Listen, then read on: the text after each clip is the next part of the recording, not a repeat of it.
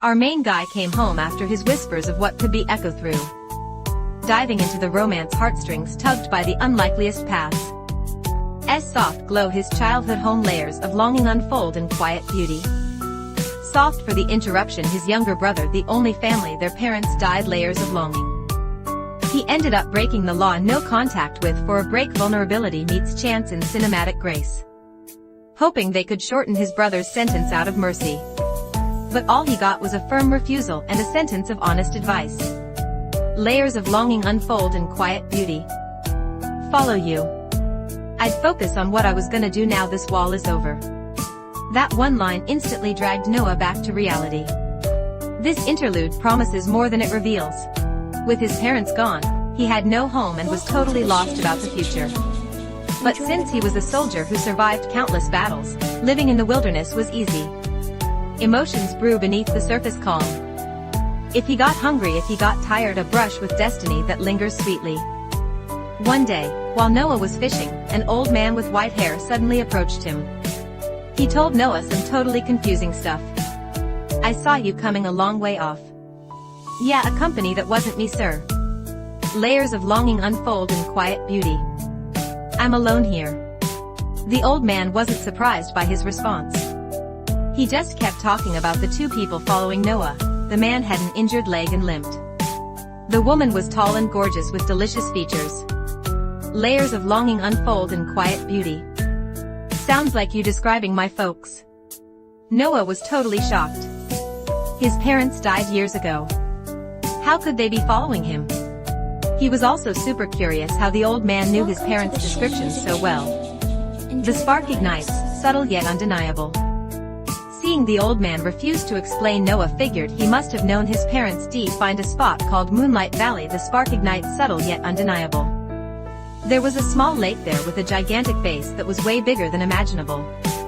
From appearing out of nowhere to talking all this crazy talk, Noah just figured the old man was a bit confused. The spark ignites, subtle yet undeniable. But out of curiosity, he still went to the little lake the next day. He reached his hand into the water, feeling the cool current run over his fingertips. Just then, the base the old man talked about suddenly leaped out of the water. Old Hawkman told me about you. This interlude promises more than it reveals. I'll see you later. The appearance of the giant base, like a sign, made the homeless Noah decide to set up camp right there. Serendipity at its finest, pulling strings unseen. Seeing a dilapidated wooden house nearby, he paused. Out of respect, he set up camp nearby instead of trespassing, making sure he wasn't squatting on someone else's land. After days of wandering, his heart finally had a broken but temporary harbor to stop and rest. A brush with destiny that lingers sweetly. Once he had a place to stay and food to eat, the next thing was figuring out how to make a living. Luckily, he was super password about fishing before he joined the army. So, his first thought was making a living by catching and selling fish. Heartstrings tugged by the unlikeliest paths. Heading to the nearby town, Noah went door to door, selling his fisherman services. When he quoted a price for catfish that was much lower than the market rate, a man immediately offered him a job. Vulnerability meets chance in cinematic grace. He said if Noah could catch enough catfish for this interlude promises more than it reveals. After the deal, he went to the store to buy supplies and saw a little boy staring intently at the candy counter. Even though he was broke and had to haggle for his own stuff, Noah still took out money and bought the candy for the little boy. Heartstrings tugged by the unlikeliest paths. This sweet moment was witnessed by a woman shopping behind him. Her appearance was about to completely change Noah's broken life. Near evening, Noah delivered the fish to the man's house. Turns out, the little boy from the store was the man's son. A brush with destiny that lingers sweetly. Even with his parents right there, the boy didn't say a word, just smiled sweetly at Noah. This made Noah guess the child might have some kind of developmental delay. The next morning, Noah was heading out to find clients when he ran into the woman from the store. You got some trouble there. You're that fisherman smiled. Vulnerability meets chance in cinematic grace. You mind if I have a look? Seeing she didn't refuse, he climbed over the wire fence to the old cow. After a quick look, Noah knew the old cow was dying. You got a lifetime.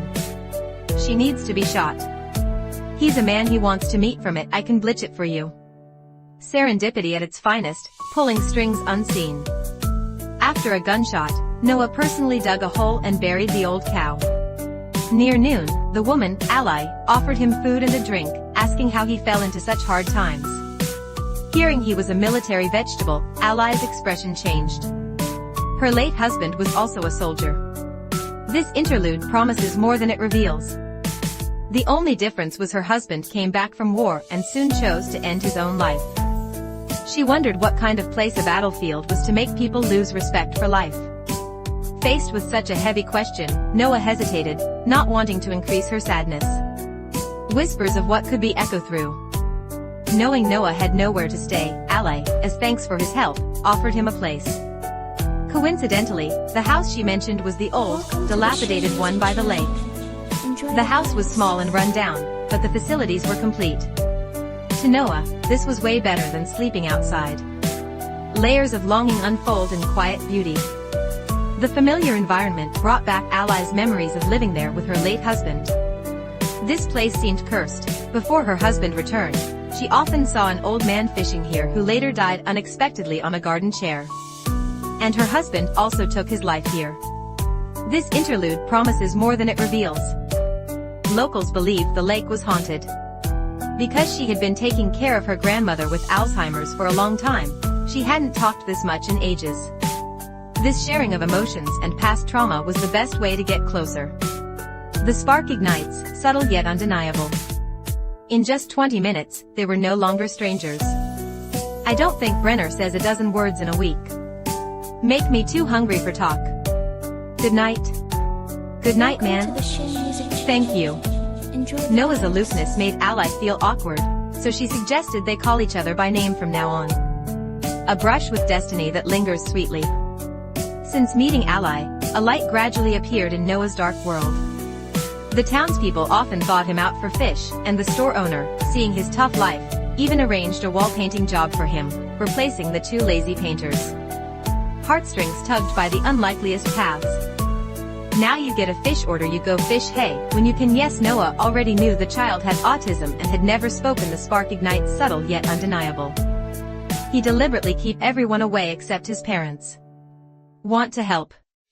Maybe because of the candy, or maybe because he feel Noah's kindness and affect, the little boy wasn't resistant to hanging out with him.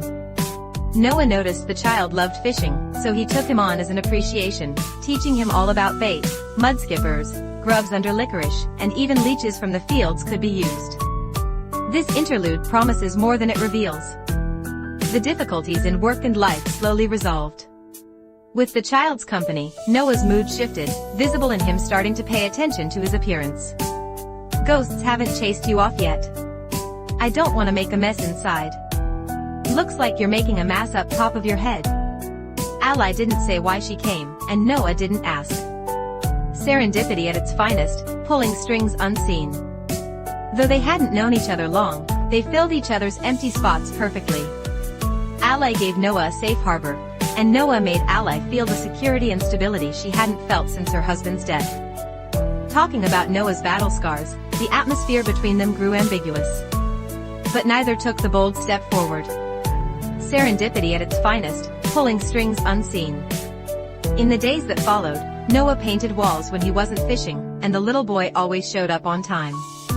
It was then Noah realized the child didn't love fishing, he loved being with Noah. Ally often visited the lake house too, adding daily necessities and cleaning up while Noah was away. The boy's father noticed Noah's closeness with his son.